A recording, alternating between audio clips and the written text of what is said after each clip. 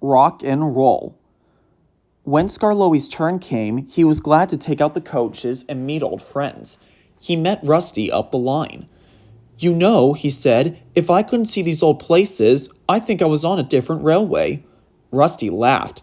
We hope you would. Mr. Hugh, our foreman, said, Rusty, Skarloey's coming home. Let's mend the track so well that he won't know where he is.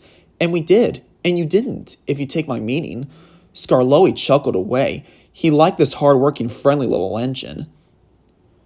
There's still one bad bit, said Rusty anxiously that evening. It's just before the first station. We hadn't time. Never mind, said Skarloey. It's much better now than it was. Maybe better, but it's not good, said Rusty. An engine might come off there. Peter, Sam, and Sir Handel take care, and so do you. But I'm worried about Duncan. He will do rock and roll. I shouldn't like his passengers hurt. What's that about me? I'm a plain engine, and I believe in plain speaking. Speak up and stop whispering in corners. Rusty warned Duncan about the bad bit of line, and warned him to be careful. Huh, he grunted. I know my way about, thank you. I don't need smelly diesels to tell me what to do. Rusty felt hurt. Never mind, said Skarloey. You did your best. He said no more, but he thought a great deal. Next morning, Rusty left Duncan to find his own coaches. Duncan snorted and banged about the yard, then clattered crossly to the station. James was waiting for him. You're late, he snapped. I know, said Duncan. It's that smelly diesel's fault. He thinks he can teach me how to stay on the rails and then goes off and leaves me to find my own coaches.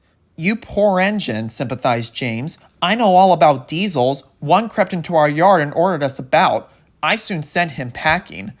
Duncan gazed at him admiringly. He didn't know that James was boastful and sometimes didn't tell the truth.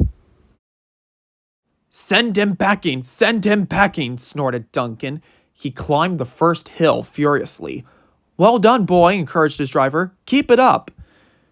Soon they were near the first station. Duncan was pleased. Nothing's happened, silly old diesel, clever me.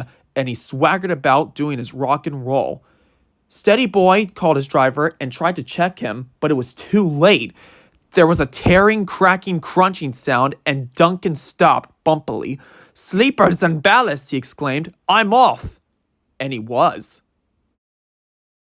I warned him, said Rusty crossly. Duncan, I said, you be careful on that bit of line, but all he did was call me names. Mr. Hugh kept turning Rusty's handle. Come on, he urged. Start up. No, Mr. Hugh, sir. I'm sorry to disoblige, but I will not help that Duncan. I'm ashamed of you, Rusty, said Skarloey severely.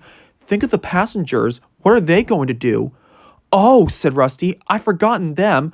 I'm sorry, Mr. Hugh, sir. We must help the passengers. And his engine roared into life. Oh dear, thought Duncan. Now everyone will know how silly I am. Presently, Rusty and Mr. Hugh brought some sleepers and old rails.